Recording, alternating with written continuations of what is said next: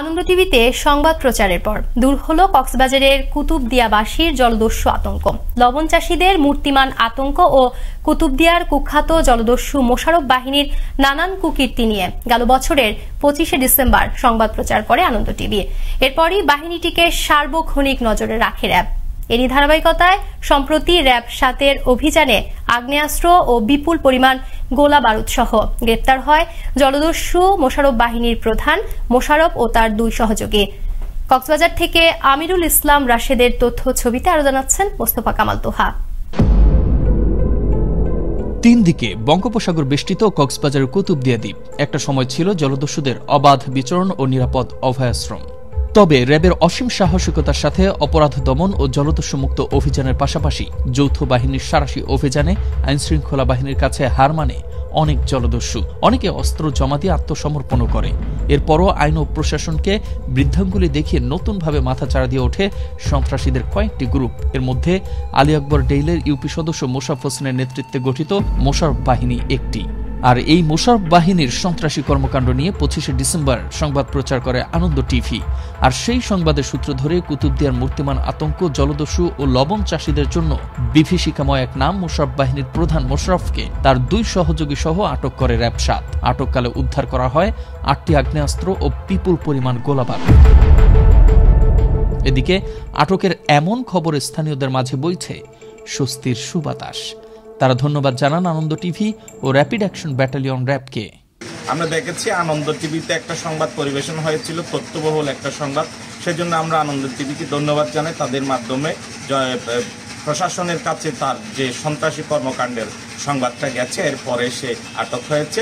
Member মোশাররফকে 2-1 দিন আগে র্যাবে আটক করায় আমরাও ব্যক্তিগতভাবে অনেক খুশি যে প্রশাসন র্যাব 7 এই আনন্দ টিভির একটি সাক্ষাৎকারের মাধ্যমে ওকে আটক করার জন্য সক্ষম হয়েছে। এই হিসেবে আনন্দ টিভি এবং র্যাব 7কে আমরা ব্যক্তিগত পক্ষ থেকে ধন্যবাদ জানাই।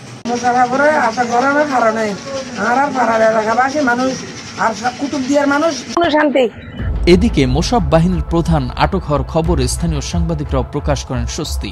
ধন্যবাদ জানান আনন্দ টিভি কর্তৃপক্ষ ও র্যাবকে। এই গডফাদারকে নিয়ে আনন্দ টিভিতে নিউজ প্রকাশিত হওয়ায় প্রশাসনের নজরে আসে। ধন্যবাদ জানাই আনন্দ টিভিকে, ধন্যবাদ জানাই আনন্দ টিভির মালিক হাসান তৌফিক আব্বাসকে, সেই সাথে ধন্যবাদ জানাই চট্টগ্রামের র্যাব 7কে। র্যাব জানায় 1 ফেব্রুয়ারি কুতুবদিয়ার বরঘোপ মুক্তমঞ্চ এলাকায় অস্ত্রসহ কয়েকজন জলদস্যু একত্রিত হওয়ার খবরে অভিযানে নামে র্যাব। এক পর্যায়ে ঘটনাস্থল থেকে 3 জলদস্যুকে আটক করা হয়। এ সময় মোশাররফের কোমর থেকে একটি অস্ত্র জব্দ করা হয়। এরপর অভিযুক্তদের দেওয়ার তথ্যে হাদি শিকদার পাড়া এলাকার একটি ছাপড়া ঘরের ভেতর থেকে আরও 7টি আগ্নেয়াস্ত্র এবং 22 রাউন্ড গুলি উদ্ধার করা হয়। এদিকে আনন্দ টিভিতে প্রচারিত সংবাদ ও স্থানীয়দের মাধ্যমে এই বাহিনীর বিষয়ে তথ্য পেয়ে নজরদারির আওতায় এনে গ্রেফতার করা হয় এই জলদস্যু বাহিনীর প্রধান ও তার সহযোগীদের। আমরা আসলে বিভিন্ন সময় আপনাদের আনন্দ টিভি এবং স্থানীয় জনগণের অভিযোগের ভিত্তিতে মোশাররফ বাহিনীর যে অপতৎপরতা সেটা সম্পর্কে জানতে পারি। তো পরবর্তীতে তারই ধারাবাহিকতায় আমরা গত 1 ফেব্রুয়ারি আপনারা জানেন যে কুতুবদিয়ায় একটা অভিযান পরিচালনা করি, যেখানে মোশাররফ বাহিনীর প্রধান মোশাররফ সহ আরো 2 জনকে বিপুল পরিমাণ অস্ত্র এবং তার গোলা বারুদ সহ গ্রেফতার করতে পারি। তো আমরা আশা রাখি যে আমরা র্যাব বাহিনী এই ধরনের কাজ আরো অব্যাহত রাখবো, ভবিষ্যতে যেন জলদস্যুরা নিজের জনগণের উপর হয়রানি না করতে পারে। সেজন্য আমরা পরবর্তীতে আমাদের কার্যক্রম আরো জোরদার করব।